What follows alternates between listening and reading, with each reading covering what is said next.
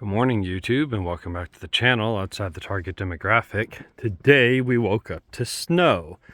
I have a fix for that. Let's get started. So I have a theory, and that theory goes like this. What if one were to use a heater inside the car to melt and thaw the windows and get the cabin up to temp?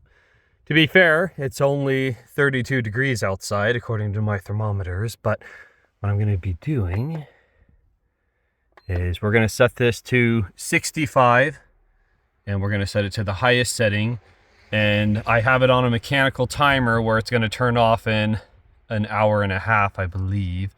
So we're just going to let this run. You'll notice I have some insulating material here. It's heat rejection, it's metal, and then I have plenty of space around all the things. So we're going to put this here. I'm not going to scrape this car. I am going to scrape the wife's car, and we will see what happens.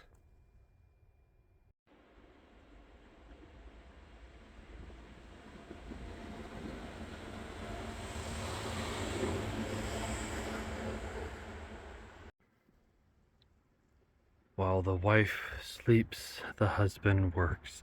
So I wanted to show you, we did get probably 2 inches of accumulation on the cars.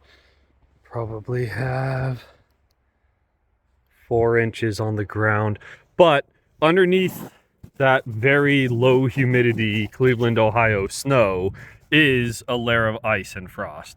And it is on there well enough that it dorks up my fingertips to try and get it off without scraping. So all that to say, I am interested, not only will it take off the snow, but will it make scraping easier with the heat.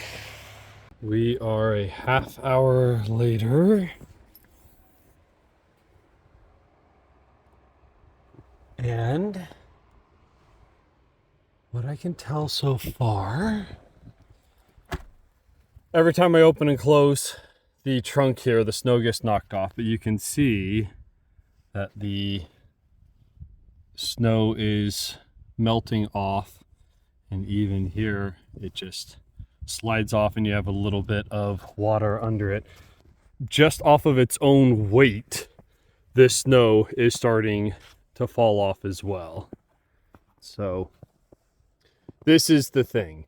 If you got it warm enough where you would be able to melt this snow from the inside, you're probably going to have a fire on the inside as well. So the better way to think of this is you would take the snow off, right? Come out and dust it, scrape it. Well, no, not scrape it. That's the whole point. This whole window just fell off.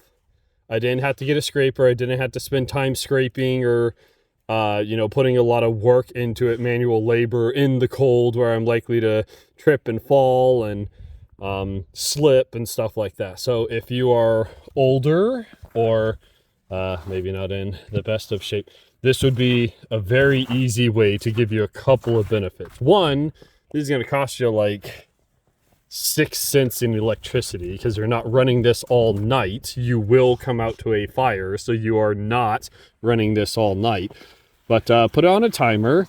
Make sure it has a thermostat. Make sure it has a fall over sensor so it prevents it from staying on if it were to fall over. Here again, we're looking at about 3 inches worth of accumulation there.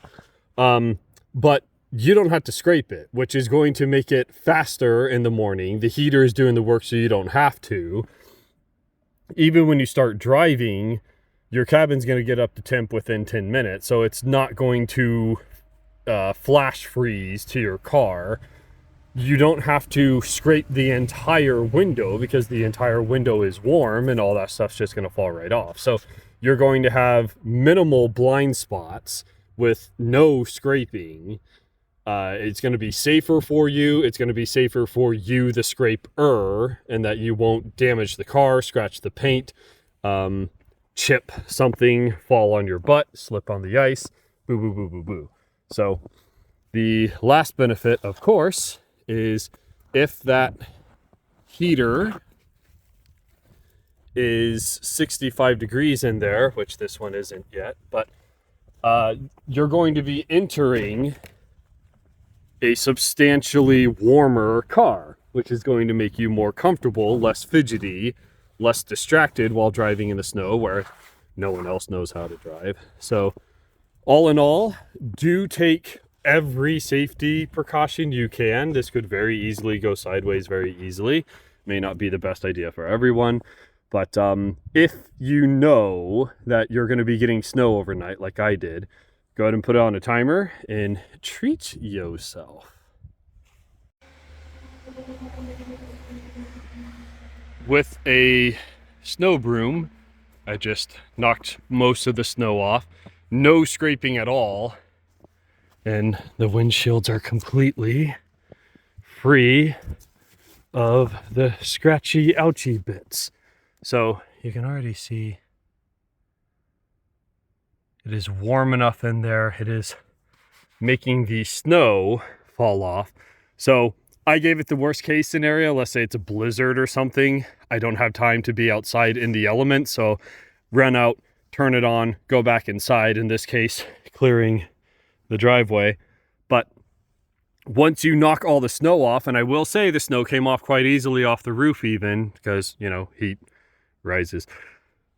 Once I was able to clear all this, anything I left behind is actively falling off by itself. So the first time you do this, again, safety always first.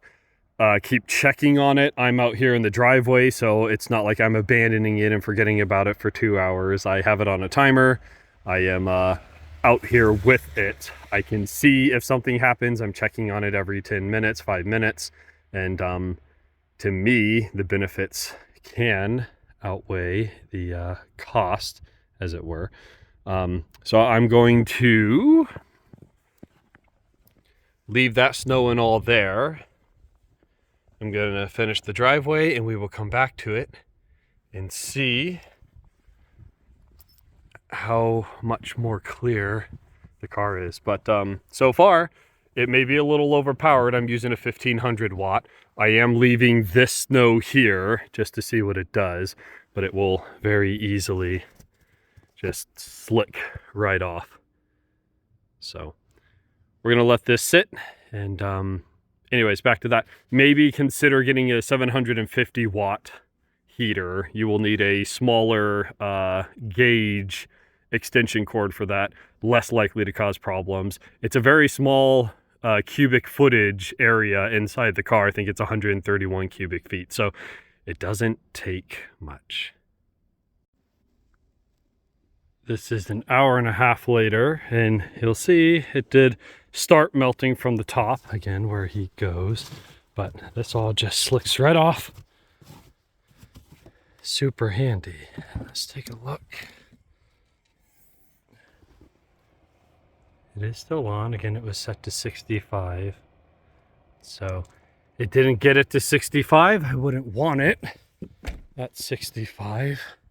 But all the rest of the windows are essentially good to go. You can see beads of water right there. So far, I would say it's definitely worth it, especially if you're already outside doing the driveway for an hour. Good way to make sure that your car is ready for you when you are ready for it.